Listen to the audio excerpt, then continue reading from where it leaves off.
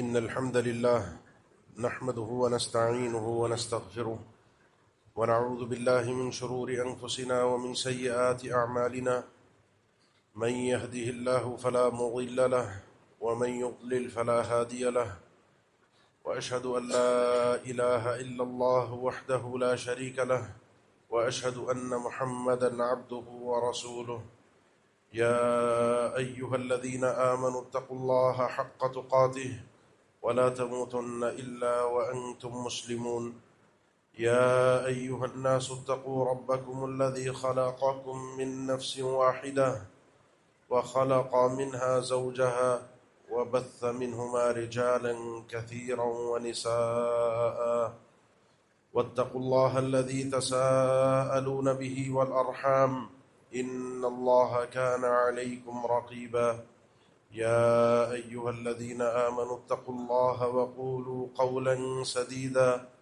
يصلح لكم أعمالكم ويغفر لكم ذنوبكم ومن يطع الله ورسوله فقد فاز فوزا عظيما أما بعد فإن أصدق الكلام كلام الله وخير الهدي هدي محمد صلى الله عليه وسلم وشر الأمور محدثاتها وكل محدثة بدعة وكل بدعة ضلالة وكل ضلالة في النار. أعوذ بالله من الشيطان الرجيم. بسم الله الرحمن الرحيم. يا أيها الذين آمنوا اتقوا الله ولتنظر نفس ما قدمت لغد واتقوا الله إن الله خبير بما تعملون. اللہ کے نبی صلی اللہ علیہ وسلم کا یہ فرمان، کل مولود یولد علی الفطرہ فأبواہ یہودانہ او ینصرانہ او یمجسانہ. ہر بچہ، ہر انسان جب اس دنیا میں آتا ہے تو وہ فطرت توحید پر پیدا ہوتا ہے. اچھائیاں اس کا خاصہ ہوتی ہیں، پھر اس کے ماں باپ اس کو جیسا چاہے ویسا بنا لیتے ہیں. یہودی ہوتے ہیں یہودی، نصرانی ہوتے ہیں نصرانی، مجوسی ہوتے ہیں مجوسی. اس کے علاوہ بھی کسی بھی دین پر چلنے والے ماں باپ ہوں، کسی بھی مزاج کے مطابق وہ اپنے بچے کو اسی رنگ ڈھنگ میں ڈھال ہی لیتے ہیں. پھر آگے چل کے انسان کے اوپر یہ سارے مؤثرات جو ہیں، یہ چیزیں جب اثر انداز ہوتی ہیں تو انسان کا مزاج تبدیل ہو جاتا ہے. دو چیزیں ہیں جن کو سمجھنا ضروری ہے. ایک میرا اپنا نفس، دوسرا شیطان. یہ چیزیں مجھ پہ حاوی ہوتی ہیں، میری اس فطرت سلیمہ کو گندہ کرتی ہیں، مجھے اپنے رب سے دور کر دیتی ہیں، مجھے انسان کہلانے کے قابل نہیں چھوڑتی. شیطان پہ تو گفتگو ہوتی رہتی ہے اور یہ بڑا کھلا دشمن ہے. ہم اس کا مقابلہ یوں نہیں کر سکتے کہ خود سے اس سے لڑ لیں اللہ کی توفیق اور مدد کے بغیر. اللہ کی مدد ہوگی تو ہی اس سے جیت سکتے ہیں. اعوذ باللہ من الشیطان الرجیم. اللہ کی پناہ نہ ہو تو اس کا ہم مقابلہ نہیں کر سکتے. لیکن پھر بھی یہ ہمیں آرزویں، تمنائیں، الشیطان یعدکم الفقر ویأمرکم بالفحشاء ویعدہم ویمنیہم وما یعدہم الشیطان الا غرورا. آرزویں دلاتا رہتا ہے، تمنائیں، آگے کے مستقبل کے پلان، بہت ساری چیزیں، لیکن وہ صرف دھوکہ ہوتا ہے. کل قیامت کے دن جب یہ اٹھے گا، ہم بھی اٹھائے جائیں گے، یہ بھی بارگاہ الہی میں پیش ہوگا، ہم بھی پیش ہوں گے. اس کے پیروکار اس کے ساتھ اکٹھے ہوں گے اور جہنم میں ہوں گے. وہاں یہ ان کو کہے گا وقال الشیطان لما قضی الامر ان اللہ وعدکم وعد الحق ووعدتکم فاخلفتکم. وما كان لي عليكم من سلطان إلا أن دعوتكم فاستجبتم لي فلا تلوموني ولوموا أنفسكم ما أنا بمصرخكم وما أنتم بمصرخي۔ اللہ نے جو وعدے کیے تھے بالکل سچے تھے، اللہ کی باتیں بالکل درست تھیں، میں نے جو وعدے کیے تھے اس سے میں مکر گیا۔ اب آج کے دن تمہارے پاس میرے خلاف کوئی دلیل نہیں ہے کہ تم مجھے کہہ سکو کہ میں نے گمراہ کیا تھا۔ میں نے تو تمہیں کہا تھا، سبز باغ دکھائے تھے، میں کوئی تمہارا ہاتھ پکڑ کے تھوڑی لایا تھا، تم نے میری بات دنیا میں مان لی۔ الا ان دعوتکم فاستجبتم لی، تو فلا تلومونی ولوموا انفسکم، مجھے کوسنے کی، مجھے گالیاں دینے کی، مجھے لان تان کرنے کی ضرورت نہیں، اپنے آپ کو کوسو، اپنے آپ کو برا بھلا کرو۔ ما انا بمصرخکم وما انتم بمصرخی، میں تمہارے اب کسی کام نہیں آ سکتا، کوئی تمہارا ساتھ دے سکوں، کوئی داد رسی کر سکوں، کچھ نہیں کر سکتا، اور تم بھی میرے کسی کام نہیں آؤ گے۔ یہی عذاب ہے تمہارے لیے بھی اور میرے لیے بھی۔ تو شیطان کا معاملہ تو دھوکے پر ہے، اس سے بڑا دھوکہ ہے میرا اپنا نفس۔ اور نفس کیا ہے؟ آپ بڑا سنتے ہیں اس نفس کے متعلق۔ یہ نفس جو ہے، یہ میرے دل، میری سوچ، میری خواہشات، ان چیزوں کا نام ہے۔ اللہ تعالیٰ نے قرآن مجید میں سورۃ الشمس، آپ عموماً نمازوں میں پڑھتے سنتے ہیں، 9 آیات میں 8 قسمیں اٹھا کر پھر جو بات ذکر فرمائی، والشمس وضحاها والقمر اذا تلاها والنهار اذا جلاها والليل اذا يغشاها والسماء وما بناها والارض وما طحاها ونفس وما سواها فالهمها فجورها وتقواها قد افلح من زكاها۔ بس سورج کی بھی قسم، جب وہ روشن، جس وقت وہ پوری آب و تاب کے ساتھ زوال سے پہلے اوپر کی طرف جا رہا ہوتا ہے۔ والقمر اذا تلاها، چاند کی قسم جب وہ اس کے پیچھے آتا ہے۔ پھر اللہ تعالیٰ نے دن اور رات کی قسم کھائی، پھر رب العالمین نے آسمان اور زمین کی قسم اٹھائی۔ یہ 6 چیزیں ہیں جس میں اتار چڑھا ہوا ہے، کبھی دن کی روشنی، دھوپ، کبھی رات کا اندھیرا، اور اس کی بنیادی وجہ سورج کا آنا، سورج کا چلا جانا، پھر آسمان اونچائی پر، زمین نیچے، یہ اوپر نیچے کے جو معاملات ہیں اللہ نے ذکر فرمایا۔ وَنَفْسٍ وَمَا سَوَّاهَا، قسم ہے مجھے انسان کے نفس کی اور اس ذات کی جس نے اس کو بالکل سیدھا بہترین عمدہ کر کے بنایا، یا قسم ہے انسان کے نفس کی اور اس کے بہترین اور خوبصورت اور تصویر کی، اس کے درست ہونے کی۔ فَأَلْهَمَهَا فُجُورَهَا وَتَقْوَاهَا، جیسے رات اور دن ہے، سورج اور چاند ہے، جس طرح آسمان اور زمین ہے، دونوں کی الگ الگ خصوصیات ہیں، دونوں کے الگ الگ فائدے اور نقصانات ہیں۔ کسی کو کچھ اچھا لگتا ہے، کسی کو کچھ اچھا لگتا ہے، کبھی دن بڑے ہوتے ہیں، کبھی راتیں بڑی ہوتی ہیں۔ فَأَلْهَمَهَا فُجُورَهَا وَتَقْوَاهَا، ایسے ہی رب العالمین نے انسان کے نفس کو دونوں راہیں الہام کی ہیں، یہ نیکی ہے، یہ گناہ ہے۔ سچ بولنا اچھی بات ہے، جھوٹ بولنا بری بات ہے، یہ ہمیں اللہ تعالیٰ نے، اللہ کے نبی صلی اللہ علیہ وسلم نے اپنی وحی کے ذریعے بتائی ہے۔ لیکن جو لوگ اللہ ہی کو نہیں مانتے، کسی خالق کو تسلیم ہی نہیں کرتے، دنیا میں وہ لوگ بھی یہ مانتے ہیں کہ سچ بولنا اچھی بات ہے اور جھوٹ بولنا بری بات ہے۔ یہ اخلاقیات ہمارے نفوس کے اندر اچھائی اور برائی کی تقسیم کی، یہ اچھا ہے اور یہ برا ہے۔ کوئی کسی کے ساتھ ظلم کر رہا ہو، کسی کو مار پیٹ کر رہا ہو، اور آپ اسے دیکھتے ہیں، آپ کو دل میں ترس آتا ہے، برا لگتا ہے کہ یہ آدمی ظلم کر رہا ہے، زیادتی کر رہا ہے، لگتا ہے نا دیکھ کر۔ یہ جو احساس، یہ جو جذبہ ہے اچھائی اور برائی کا، فَأَلْهَمَهَا فُجُورَهَا وَتَقْوَاهَا، رب العالمین نے یہ بھی ہمیں دیا ہے، ہماری فطرت میں رکھا ہے۔ رب العالمین نے ہمیں پھر اپنی وحی کے ذریعے سے صحیح راستہ جنت تک پہنچنے کا، وہ راستہ جو انسان کو جہنم میں لے جاتا ہے، دونوں کلیئر کر دیے۔ بھائی اس راہ پر چلو گے جنت میں جاؤ گے، اس راہ پر چلو گے اپنی آخرت کو برباد کر دو گے۔ قد افلح من زکاہا وقد خاب من دساہا۔ اب یہ غلط راستے، غلط خیالات، برائیاں، گناہ، یہ انسان کے نفس پر آتے رہیں گے۔ یہ راہیں رکھی ہیں اپنے آزمائش کے لیے، ورنہ آزمائش ہی نہ ہوتی۔ پاک کر گیا جو آدمی اپنے نفس کو ان برائیوں سے، وہ کامیاب ہو گیا، اور جس نے ان برائیوں کے اندر اپنے نفس کو دھنسا دیا، پھنسا دیا، گندا کر دیا مٹی میں، وقد خواب من دستہ، برباد ہو گیا وہ آدمی۔ اس نفس سے، اپنے آپ سے جیتنا، مسئلہ اپنے آپ کا ہے، کیونکہ میرے نفس کے اندر مجھے سستی پسند ہے، مجھے نیکی نہ کرنا، موج مستی کرنا، عیاشی کرنا، شارٹ کٹ ڈھونڈنا، برائی کے راستوں کی طرف جانا، اپنے لیے سہولتیں تلاش کرنا، اپنے آپ کو بڑا اور نمایاں کر کے دکھانا، بہت ساری برائیاں ہیں جو اس دل کے اندر ہیں۔ یہ سارا تعلق دل سے ہے۔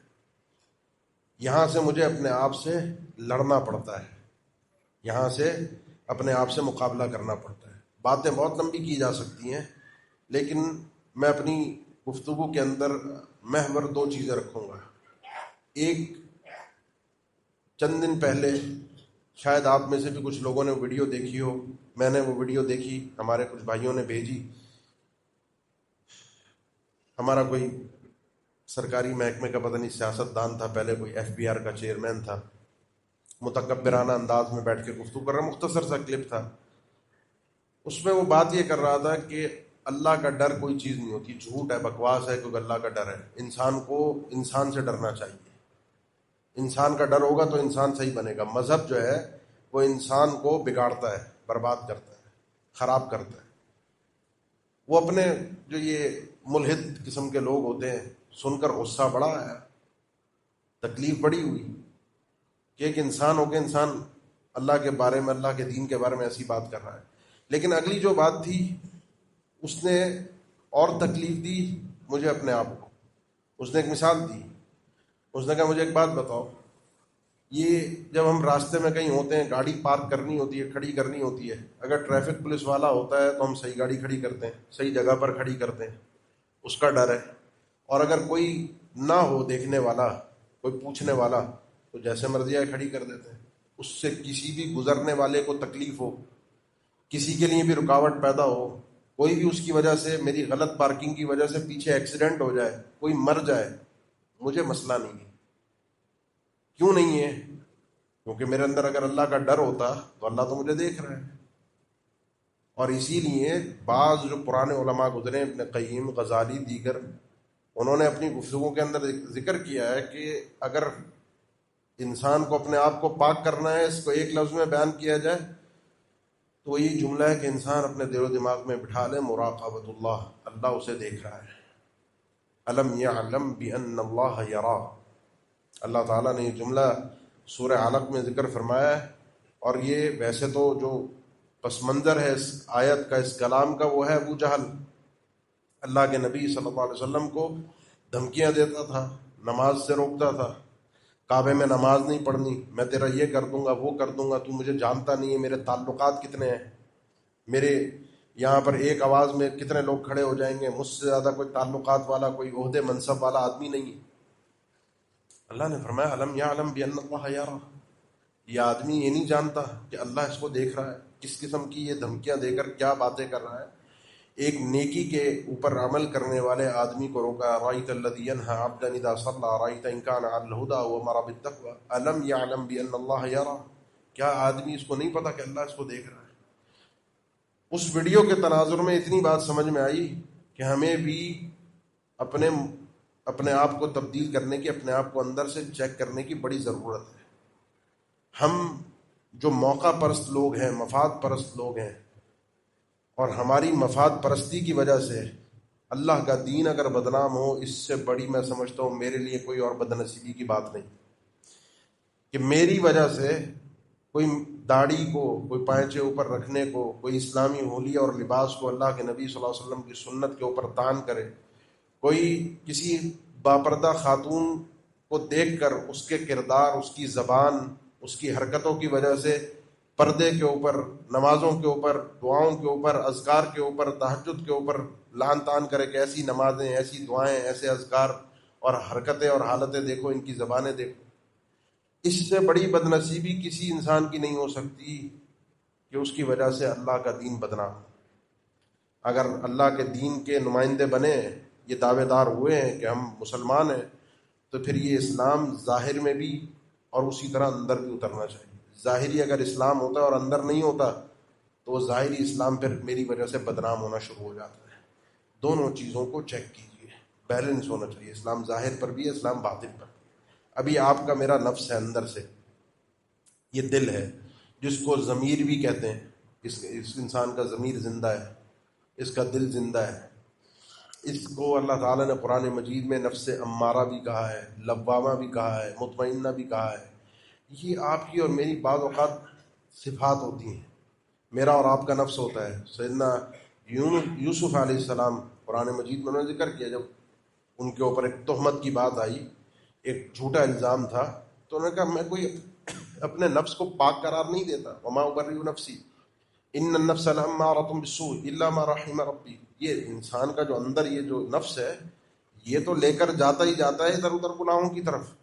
اس کو تو مزہ چاہیے، اس کو تو تفریح چاہیے، اس کو تو اپنے آپ کو سکون چاہیے. وہ چاہے صحیح طریقے سے ہے چاہے غلط طریقے سے ہے، اس کو تو وہ چاہیے. الا من رحم ربی، بچتا ہوا ہے جس کے اوپر میرا رب رحم فرماتا ہے. یا آپ کا نفس آپ کو ادھر ادھر دوسرے ٹریک پہ لازمی لے کر جائے گا. اس سے لڑنا ہے، اس سے جیتنا ہے. اب اس کے اوپر مسئلہ کیا ہے اور کرنا کیسے، یہ دوسری بات ہے. یہاں مسئلہ کیا ہے؟ یہاں مسئلہ ہے اندر جو گندگی پیدا ہوتی ہے. سب سے پہلی گندگی ہے اللہ کے علاوہ کہیں اور متوجہ ہونا، اللہ کو چھوڑ کر کہیں اور آس رکھنا. یہ پاکی اگر چاہیے تو یہ بھی اللہ ہی کرے گا. کوئی اور مسئلہ ہے وہ بھی اللہ نہیں حل کرنا ہے. یہاں کوئی اور بس جائے، وہ چاہے میں اپنا آپ کیوں نہ ہوں. کیونکہ بعض اوقات آپ دیکھتے ہوں گے کہ انسان جو ہے وہ پریشانی میں، مشکل کی گھڑی میں ہوتا ہے، اور اس مشکل کی گھڑی کے اندر وہ اپنے مسئلوں کو خود حل کرنے کی کوشش کر رہا ہوتا ہے. میں اس مسئلے کو نپٹا لوں گا، میں اس مسئلے کو حل کر لوں گا. اس کے ذہن میں، دل و دماغ میں کہیں اللہ کا تصور ہی نہیں آتا، اللہ سے مدد ہی نہیں مانگتا. اپنے تعلقات، معاملات، پیسہ، نوکر چاکر، آگے پیچھے، یہ ساری چیزیں فون گھما کے، رشتہ دار، یہ سارے میں حل کر لوں گا. یہ تو انسان نے سب سے بڑا برا شرک تو یہ کیا کہ اپنے آپ کو اللہ کے مقابلے میں لا کے کھڑا کر دیا کہ میں خود کر لوں گا. اللہ تصور میں ہی نہیں آیا. اس لیے سب سے پہلے دل کے اندر یہ جو شرک پایا جاتا ہے، ریاکاری، دکھاوا، حسد، بغض، کبر، بڑاپن، اترانا، بخل. ومن یوق شح نفسہ، کہ انسان چاہتا ہے کسی کو کچھ نہ ملے، مجھے سب کچھ مل جائے. یہ ہم میں سے ہر انسان کے اندر یہ نفس کی طبیعت کے اندر سب کچھ مجھے مل جائے، کسی اور کو کچھ نہ ملے. یہ گندگیاں اور غلاظتیں ہیں. یہ پیدا کیسے ہوتی ہیں؟ نفس کی وجہ سے. اور اس کے ساتھ مساعدات کیا ہوتے ہیں؟ اب وہ پہلی حدیث پر آ جائیے جو میں نے شروع میں ذکر کی تھی، فَأَبَوَاهُ يُهَوِّدَانِهُ أَوْ يُنَصِّرَانِهُ أَوْ يُمَجِّسَانِهُ. ہمیں سب سے زیادہ گندا کرنے والی چیز ہمارا ماحول ہوتا ہے. ہمارے دوست یار ہوتے ہیں، ہماری گیدرنگ ہوتی ہے، وہ باتیں ہوتی ہیں جو ہم سنتے ہیں. جو کچھ میں سن رہا ہوں وہ چاہتا ہوں کہ وہ میں کروں. جب محفل میں بات ہی اس قسم کی ہو رہی ہو، جب لوگ سارے، اب بہت سے لوگ آپ نے دیکھا ہو نا، کبھی کوئی نیکی کی بات کر دو، یار کسی کے ساتھ آدمی ظلم نہ کرے، پڑوسیوں کے ساتھ برا نہ کرے، راستے میں کچرا نہ پھینکے، کوئی تکلیف دہ چیز نہ پھینکے. ان ادب و آداب کی جب بات ہوتی ہے تو لوگ سب کرتے ہیں، ہم بیوقوف ہیں، ہم نہ کریں. سب چوری کر رہے ہیں بجلی کی، سب چوری کرتے ہیں، سب دھوکہ دیتے ہیں کاروبار میں، سب ٹھگتے ہیں، سب پیمنٹیں کھا جاتے ہیں، سب جھوٹ بولتے ہیں، میں سچ بول کے پاگل ہوں. سب کر رہے ہیں تو یہ سب نے مجھے گندا کر دیا. ان سب کی وجہ سے میں گندا ہو گیا. لیکن ان سب کی وجہ سے، گندا ہونے کی وجہ سے اللہ نے عقل تو دی تھی نا، اللہ نے سمجھ تو دی تھی، اللہ نے دین تو اتارا تھا. ان کی وجہ سے کل میں اللہ کی پکڑ سے بچ نہیں پاؤں گا کہ اللہ یہ سب گندے تھے اس لیے میں بھی گندا تھا. وہ سب گندے تھے، ان کا بھی حساب ہوگا، لیکن مجھے اپنا حساب خود جھیلنا پڑے گا. کسی اور کی خرابی کی وجہ سے میں اپنی خرابی کو اللہ کے سامنے دفاع نہیں کر سکتا. یہی کام تو ابلیس نے کیا تھا، مجھے وہ نہیں کرنا. تو یہ سب سے یہ چیزیں، ایک دوسرے سے آگے نکلنا جو ہماری محفلوں میں ہوتا ہے، ایک دوسرے سے آگے بڑھنا، پیسے کی ہرس، لالچ، اپنے آپ کو بڑا نمایاں کر کے دکھانا، ایک دوسرے سے جلن، وہ کیوں ترقی کر رہا ہے، اس کے بچے کی شادی کیوں ہو گئی، وہ کیوں آج کل باہر گھومنے پھرنے جا رہا ہے، اس کے پاس یہ چیز کہاں سے آ گئی، وہ ہر سال 2-4 دفعہ عمرے پہ کہاں سے چلا جاتا ہے۔ اگر تو میں دے رہا ہوں اسے تو میں پوچھ بھی لوں، میں نہیں دے رہا تو اپنے کام سے کام میں رکھوں، اپنی زندگی وہ گزارے۔ یہ سب چیزیں، ماحول جو ہے، جس ماحول میں بیٹھتا ہوں، یہ ماحول مجھ پہ اثر انداز ہوتا ہے، خواتین ہوں، مرد ہوں، گھر کے ماحول ہوں، بازار کے ماحول ہوں، مسجدوں کے ماحول ہوں، یہ ماحول اثر انداز ہوتا ہے۔ علاج کیا ہے؟ علاج ہے آپ نے اپنے آپ کو اس گندگی سے باہر نکالنا ہے۔ اس کے 2 طریقے ہیں۔ ایک تو اپنی محفل کو مطلقاً بدل دیجیے، ایسے گندے لوگوں کے ساتھ اٹھنا بیٹھنا چھوڑ دیجیے۔ گندے لوگ ہیں، جیسے کسی، آپ میں سے اکثر ماشاءاللہ تقریباً سبھی شریف لوگ ہیں کہ کسی شرابی کی محفلوں میں نہیں جاتے، بدکاروں کے ساتھ اٹھتے بیٹھتے نہیں ہیں، چور ڈکیتوں کے ساتھ آپ اٹھتے بیٹھتے نہیں ہیں۔ کیوں نہیں بیٹھتے؟ ان محفلوں میں کیوں نہیں جاتے آپ لوگ؟ گندے لوگ ہیں، یہ گناہگار لوگ ہیں، ان کے ساتھ میں اٹھوں گا بیٹھوں گا، بدنام بھی ہوں گا اور ان کے کردار سے متاثر بھی ہوں گا۔ آج میں پیتا نہیں ہوں لیکن ان پینے والوں کے ساتھ بیٹھوں گا، کل کو میں بھی 2-4 گھونٹ لگا ہی لوں گا۔ میں چوری نہیں کرتا لیکن چوروں کے ساتھ بیٹھوں گا تو کل کو، اور دیکھ لیجیے جتنے یہ محکمے سرکاری دیگر جہاں کرپشن ہوتی ہے، لوٹ مار ہوتی ہے، کوئی صاف ستھرا آدمی گھس بھی جائے تو وہ کہیں نہ کہیں اس کا بھی مجبور ہو کے وہ ہاتھ وہ بھی صاف کر ہی لیتا ہے۔ ماحول اثر انداز ہوتا ہے۔ اس ماحول سے نکال دیجیے اپنے آپ کو۔ اگر اپنے آپ کو پاک کر، قد افلح من زکاہا وقد خاب من دساہا، لازمی ہے کہ اپنے آپ کو اس ماحول سے باہر نکال دیجیے، اپنے آپ کو دور کیجیے اس ماحول سے، اپنے آپ کو یہ سکھائیے، یہ تربیت کیجیے کہ کل اللہ کے سامنے اٹھ کر جواب دینا ہے، مجھے یہ سب چیزیں کام نہ آ سکیں، میں نے کسی سے جیتنا نہیں ہے، میں کسی ریس میں نہیں لگا ہوا۔ احنف ابن قیس، اللہ ان پر اپنی خاص رحمت فرمائے، سمجھدار آدمی تھے، بڑے بردبار آدمی تھے، کنٹرول رکھتے تھے اپنے اوپر۔ ہوتا ہے نا کچھ لوگ ہوتے ہیں طبیعت میں بڑی نرمی، مزاج میں بڑا، گفتار میں بڑا سنجیدہ۔ تو اس طرح کا ایک آدمی نے کہا یہ جو آپ کا یہ جو صفت ہے حلم کی، یہ ذرا مجھے بھی سکھائیں، کیسے آتی ہے؟ اس نے کہا اپنے آپ کو ذلیل کر سکتے ہو؟ اپنے آپ کو خود ذلیل کر سکتے ہو؟ اگر کر سکتے ہو تو یہ صفت تمہارے اندر آ سکتی ہے، نہیں کر سکتے تو نہیں آ سکتی۔ اس نے کہا کیسے؟ سیکھو۔ سیکھنا یہ ہے کہ اگر کوئی تمہیں گالی دے تو تم یقیناً پلٹ کے اس کو گالی دے سکتے ہو، جس کو ہم کہتے ہیں اینٹ کا جواب پتھر سے۔ وہ 1 دے گا، میں 10 دوں گا، یہی تو ہمارے اندر ہے نا۔ لیکن اگر کوئی گالی دے رہا ہے اور آپ سامنے سے چپ کر کے مسکرا رہے ہیں، اس کا مطلب کیا ہے؟ آپ اپنے آپ کو ذلیل کر رہے ہیں۔ لوگ دنیا ہی کہے گے یار جواب نہیں دیا اس نے۔ آپ کو بھی اندر سے محسوس ہوگا، جس دن آپ کو یہ اندر سے محسوس ہوگا کہ میں ہار رہا ہوں، آپ کی دنیا کے سامنے یہ ہار اللہ کے سامنے حقیقت میں عزت ہے۔ جس دن بندے کے ذہن میں تصور آئے گا کہ اللہ کے سامنے عزت حاصل کرنی ہے، اللہ کے سامنے وقار حاصل کرنا ہے، اللہ کے سامنے سرخرو ہونا ہے، وَأَمَّا مَنْ خَافَ مَقَامَ رَبِّهِ وَنَهَى النَّفْسَ عَنِ الْهَوَىٰ فَإِنَّ الْجَنَّةَ هِيَ الْمَأْوَىٰ۔ وہ آدمی جو کل اللہ کے سامنے جواب دہی کھڑے ہونے سے ڈر گیا، کل اللہ کو اٹھ کے جواب دینا پڑے گا، اور پھر اس نے اپنے نفس کو اپنی خواہشات سے روک دیا۔ نفس چاہ رہا تھا پلٹ کر 10 گالیاں دوں، نفس چاہ رہا تھا میں بھی چھینا جھپٹی کروں، نفس چاہ رہا تھا میرے پاس بھی یہ سب کچھ ہو، نفس چاہ رہا تھا میں بھی اپنے آپ کو بڑا کر کے دکھاؤں، نفس چاہ رہا تھا میری بھی ریاکاری ہو، شہرت ہو، میری بھی نیکیوں کے چرچے ہوں، نفس چاہ رہا تھا۔ لیکن اس آدمی نے وَنَهَى النَّفْسَ عَنِ الْهَوَىٰ، اپنے اس نفس کو پوری طرح جکڑ دیا، پوری طرح روک دیا۔ فَإِنَّ الْجَنَّةَ هِيَ الْمَأْوَىٰ، یہ آدمی ہے جس کا جنت ٹھکانہ بنتا ہے، جو اپنے آپ کو قابو کر جاتا ہے۔ یہ پہلے آپ نے اس طرح کی محفل سے ہٹ کر اپنے آپ کو ہرانا سیکھنا ہے۔ اور دوسری بات جو میں نے ذکر کرنی تھی وہ یہ ہے کہ کچھ وقت اپنے آپ کو تنہائی میں دینا سیکھیں، جو اس دور کی سب سے بڑی مصیبت بن گیا۔ تنہائی اب نہیں ہے، پہلے ہوتی تھی، ہم اکٹھے ہوئے بیٹھ گئے، گھروں میں گئے، تنہا ہو گئے، لائٹ چلی گئی تنہا ہو گئے تھوڑی دیر کے لیے۔ آج کے دور میں کچھ بھی ہو جائے تو تنہا نہیں ہو سکتے، یہ موبائل ساتھ میں، پوری دنیا کے ساتھ ہم مگن ہیں، ہر وقت مگن ہیں۔ تنہائی میں بیٹھ کر سوچنے کا وقت ہی نہیں ملتا۔ اللہ کے نبی صلی اللہ علیہ وسلم غور کریں، نبوت سے پہلے جو غار حرا میں جا کر بیٹھتے تھے کیا کرتے تھے؟ مہینوں مہینوں بیٹھ کے آیا کرتے تھے، اور کئی کئی دن اور راتیں آپ مستقل بیٹھ، کسی عبادت کا تذکرہ نہیں ہے، کیونکہ کوئی عبادت آپ کو ملی ہی نہیں تھی۔ وَوَجَدَكَ ضَالًّا فَهَدَىٰ، آپ کو راہ ملی نہیں تھی، آپ بھٹکے ہوئے نہیں تھے، اللہ کے نبی صلی اللہ علیہ وسلم گمراہ نہیں تھے، غلط راہ پر نہیں چلے تھے کہ آپ نے کوئی گناہ کیے ہوں۔ زندگی میں کبھی جھوٹ نہیں بولا، نہ نبوت سے پہلے نہ نبوت کے بعد، کبھی ثابت نہیں ہے۔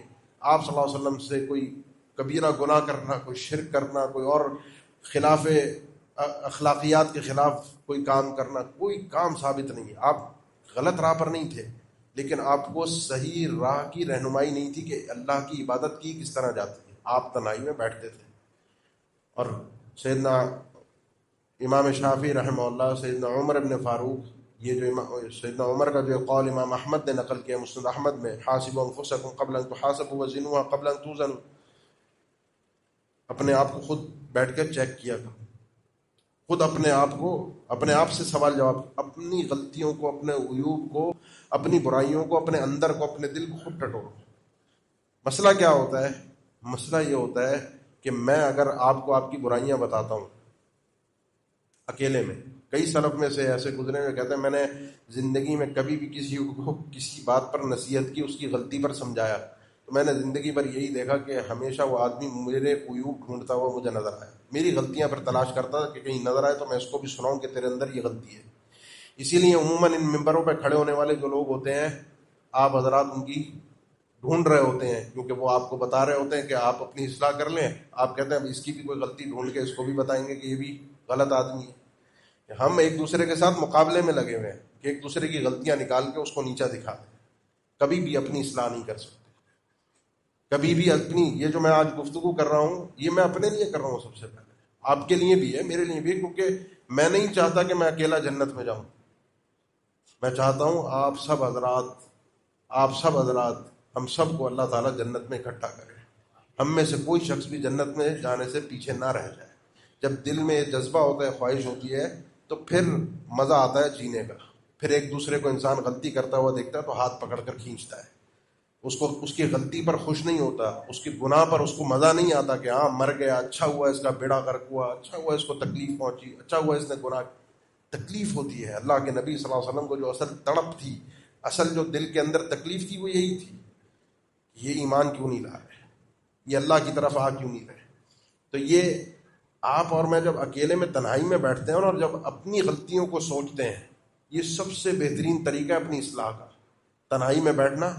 عقل مند آدمی اس اپنی دن میں ایک وقت اپنے آپ کے ساتھ اکیلا ہونے سے غافل نہیں ہوتا، لازمی وہ اپنے آپ کو تنہا لے کر بیٹھتا ہے، اپنے آپ کو چیک کرتا ہے، پورے دن کے معاملات، کتنے جھوٹ بولے، کہاں کہاں غلطی کی، کہاں میں نے سوچا کہ میرے دل میں کوئی شہرت آ جائے، کہاں میں نے اللہ سے ہٹ کر کوئی کسی اور پر بھروسہ کیا، اپنے آپ پر بھروسہ کیا، اپنے معاملات کو خود نپٹانے کی کوشش کی، کس موقع پر میرے اندر اکڑ پیدا ہوئی تھی، کس موقع پر میں نے کسی کو ذلیل کرنا چاہا تھا، کس موقع۔ ایک دن کا پورا ایک بیٹھ کر ذرا سوچیں، تو آپ کو آپ کی یہاں پر پھر وہ نفس امارہ سے نکل کر انسان نفس لوامہ میں داخل ہوتا ہے۔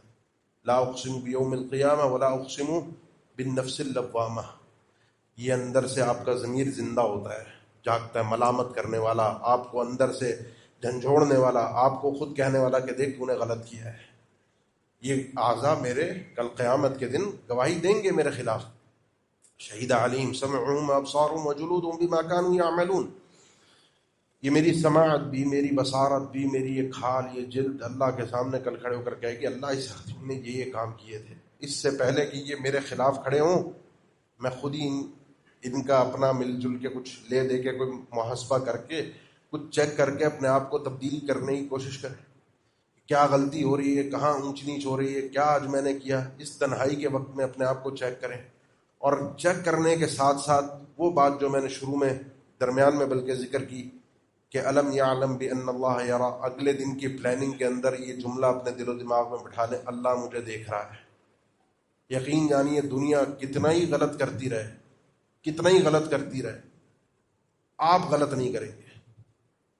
ابھی میں ایک چھوٹی سی ایک مثال دیتا ہوں، میں کوئی طنز تانا، کوئی برائی نہیں کر رہا، صرف اللہ کے لیے سمجھانے کے لیے مثال دے رہا ہوں۔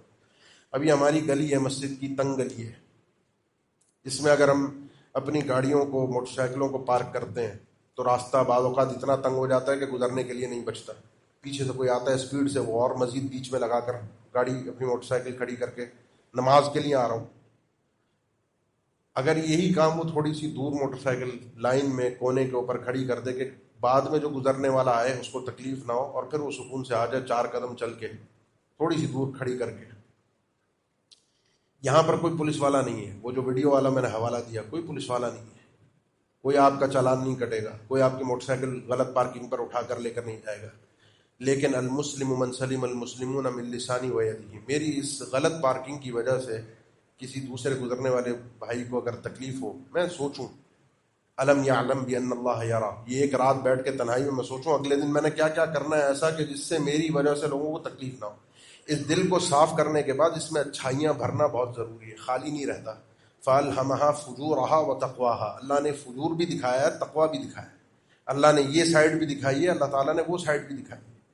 یہاں سے چیک کرنا دونوں سائڈوں کا. تو یہ اس کو اہل علم نے شروع سے ذکر کرتے آ رہے ہیں، تخلیہ اور تحلیہ، تخلیہ اور تحلیہ. انسان گندا ہوتا ہے نا تو پہلے نہاتا ہے، پھر صاف ستھرے کپڑے پہنتا ہے. اپنے گندے جسم پر، بدبودار جسم پر صاف ستھرے کپڑے پہنے گا وہ کپڑے بھی گندے ہو جائیں گے.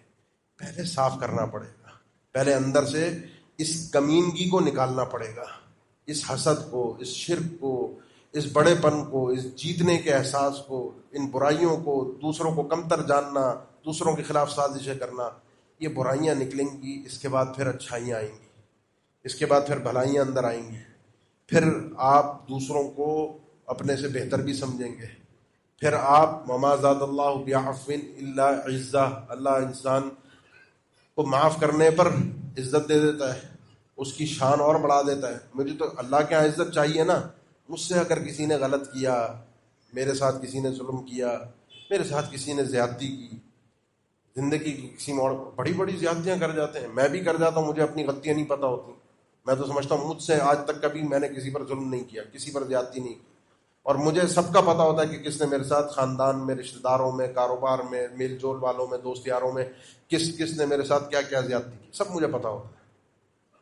تو اپنی غلطیوں کو جب میں نے چیک کر لیا تو دوسروں کی غلطیوں کو چیک کرنے میں وہ بھی آتی ہیں دماغ میں، یار اس نے میرے ساتھ یہ کیا تھا، یہ کیا تھا. اپنی غلطیوں کو چیک کر کے اچھائی سے بدلنا، دوسرے کی غلطیاں نظر اگر آ جائیں تو ان کو اللہ کے لیے درگزر کر دینا، ان کو اللہ کے لیے معاف کر دینا، چھوڑ دینا، ان کو کچھ نہ کہنا. اس کا ہوگا کیا؟ یہ ساری جو میں نے ابھی تک گفتگو کی، ہوگا کیا؟ آپ کو 2 فائدے ہوں گے، ایک فائدہ دنیا میں اور ایک فائدہ آخرت میں. دنیا کا فائدہ بہت پرسکون اطمینان والی زندگی نصیب ہو، ٹینشن فری زندگی، اطمینان کی، سکون کی نیند بھی آئے گی، عبادات میں لذت اور حلاوت بھی ملے گی، عبادت میں سکون بھی ملے گا. نماز میں زکوٰۃ دیتے ہوئے بڑی انسان خوشی کے ساتھ، دل کی خوشی کے ساتھ، یہ پیسہ کسی کو مستحق تک پہنچا کر آئے گا، دل اس کو اندر سے خوشی ہوگی کہ میں نے اپنی زکوٰۃ ادا کی ہے. روزہ اسے بھاری نہیں لگے گا، اس روزے سے مزید اس کے اندر صفائی ہوگی. اس کو حج کرنا اللہ کی راہ میں کٹھن نہیں لگے گا کہ اتنا چلنا پڑتا ہے، اتنی مشکلات آتی ہیں، اتنا مسائل کھڑے ہوتے ہیں، یہ ٹور آپریٹر بھی ہم سے اتنا کما رہے ہوتے ہیں، وہاں گورنمنٹ بھی اتنا ٹیکس لے کے کما رہی ہوتی ہے، فلاں. کوئی بھاری چیز نہیں لگے گی، آپ کی اپنی یہاں کی زندگی پرسکون ہو جائے گی. اور دوسرا مسئلہ جو سیدنا عمر رضی اللہ عنہ نے، جو سید مسند احمد میں عرض کر رہا تھا، انہوں نے کہا وَتَزَيَّنُوا وَتَهَيَّئُوا لِلْعَرْضِ الْأَكْبَرِ عَلَى اللَّهِ. یہ جو آج جو اپنا حساب کر لو گے، آج جو اپنے آپ کو تول لو گے، کل کے حساب میں تمہارے لیے آسانی ہو جائے گی، کل کا حساب ہلکا ہو جائے گا، کل سوال جواب بہت ہلکے ہوں گے، کیونکہ وہاں اللہ کے سامنے سب سے بڑی پیشی ہوگی. سب سے بڑی پیشی، ایسی پیشی خود آیت پڑی، یومئذ تعرضون لا تخفی منکم خافیہ. اس دن جب تم اپنے رب کے سامنے پیش کیے جاؤ گے، کوئی ایک ذرہ بھی چھپ کے نہیں رہے گا، ہر چیز کلیئر ہو کے سامنے آئے گی، ایک ایک چیز کا حساب ہوگا، بچے گا کچھ نہیں. یہاں اگر حساب کر کے اپنی غلطیوں کو سدھار لیا اور دوسروں کی غلطیوں کو معاف کر دیا، اپنی زندگی کو یہاں پرسکون بنا لیا، تو وہاں کے لیے بڑی راحت اور سکون ہو جائے گا. یہ آپ کے اور میرے کامیابی کا ہے معاملہ. کسی اور کے بھلے کی بات نہیں، آپ کے اور میرے اپنے بھلے کی بات ہے، اور یہی وہ مقصد تھا جو اللہ تعالیٰ نے ذکر فرمایا ابراہیم علیہ السلام کی دعا میں، اور اللہ کے نبی صلی اللہ علیہ وسلم کا امت پر یعنی اللہ تعالیٰ نے جو انسانوں پر احسان کیا اللہ کے نبی صلی اللہ علیہ وسلم کو بھیج کر وہ ذکر کیا، لقد من اللہ علی المؤمنین اذ بعث فیہم رسولا من انفسہم یتلو علیہم آیاتہ ویزکیہم ویعلمہم الکتاب والحکمہ وان کانوا من قبل لفی ضلال مبین۔ یہ لوگ، یہ انسانیت پہلے بڑی کھلی گمراہی میں تھے، گمراہ لوگ تھے، انسانیت کے درجے سے بھی باہر کے لوگ تھے، اسی لیے صحابہ اپنے اس دور کو دور جاہلیت کہتے ہیں۔ جو مسلمان ہو گئے وہ اپنے آپ کو کہتے ہیں جاہل تھے۔ اللہ تعالیٰ نے پھر ایک رسول بھیجا جس نے اذ بعث فیہم رسولا من انفسہم، ان کے اپنے اندر سے آیا، اللہ نے اس بندے کو، اپنے بندے کو اللہ نے چنا اور معصوم بنایا، ان گناہوں سے پاک کیا۔ یتلو علیہم آیاتہ، وہ اللہ کا رسول پھر اللہ کی آیات سے ان کے اوپر پڑھ کے ویزکیہم، ان کو پاک صاف کرتا ہے، ظاہری پاک صاف بھی کرتا ہے اور اندرونی پاک صاف بھی کرتا ہے۔ اللہ کے نبی صلی اللہ علیہ وسلم اجتماعات میں جمعے کے دن آپ نے شروع اسلام میں تو آرڈر کیا کہ ہر آدمی لازمی ہے کہ غسل کر کے آئے، خود اچھا لباس پہنتے تھے، عیدین میں اچھا لباس پہنتے تھے، تعلیم دی کہ اپنے اچھی خوشبو جمعے کے دن آؤ تو اجتماع میں آ رہے ہو اچھی خوشبو استعمال کر کے آؤ۔ ظاہری پاکی، ظاہری صاف ستھرا اچھا بننا، یہ بھی مقصود شریعت ہے۔ اندرونی پاکی، اندرونی تقوی، اللہ کا ڈر، خوف، اللہ دیکھ رہا ہے، اللہ کو جواب دینا ہے، اللہ کے سامنے کل پیشی ہے، یہ صفائی اندرونی کے بہت لازمی ہے۔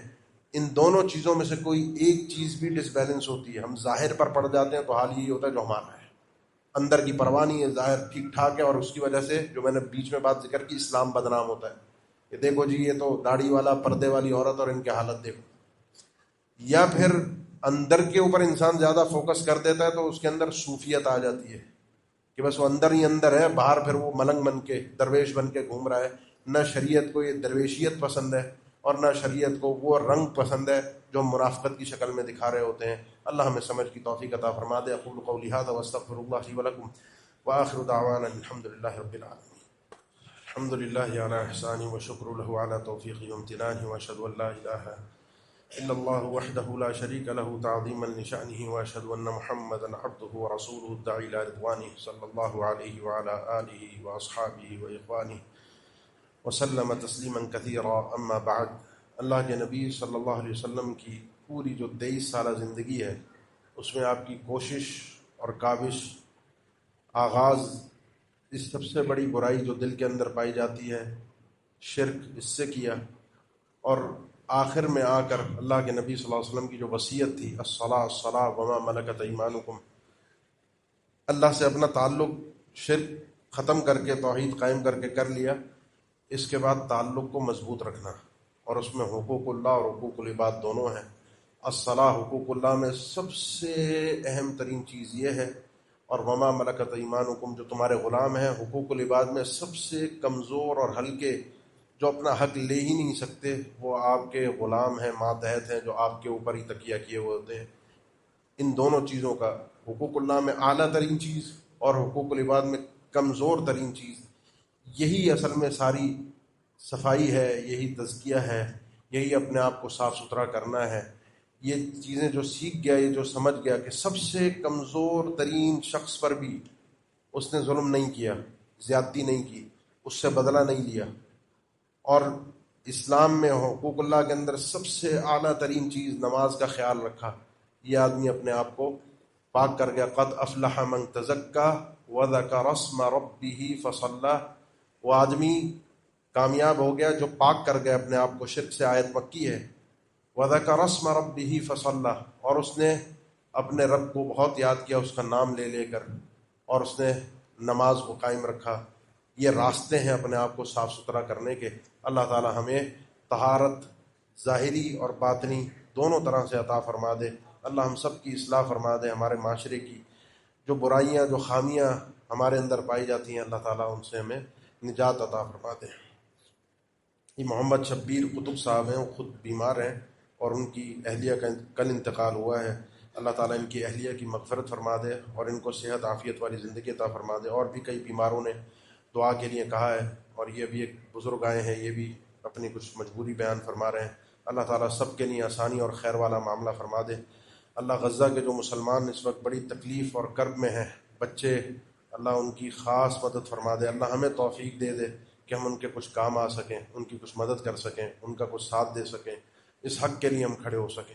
ان الحمد للہ نحمدہ ونستعینہ ونستغفرہ ونعوذ باللہ من شرور انفسنا ومن سیئات اعمالنا من يهده الله فلا مضل له ومن يضلل فلا هادي له واشهد ان لا اله الا الله وحده لا شريك له واشهد ان محمدا عبده ورسوله اللهم صل على محمد وعلى ال محمد كما صليت على ابراهيم وعلى ال ابراهيم انك حميد مجيد اللهم بارك على محمد وعلى ال محمد كما باركت على ابراهيم وعلى ال ابراهيم انك حميد مجيد عباد الله ان الله يأمر بالعدل والاحسان وايتاء ذي القربى وينهى عن الفحشاء والمنكر والبغي يعظكم لعلكم تذكرون فاذكروا الله الجليل يذكركم واشكروه على آلائه ونعمه يزدكم ولذكر الله أكبر والله يعلم ما تصنعون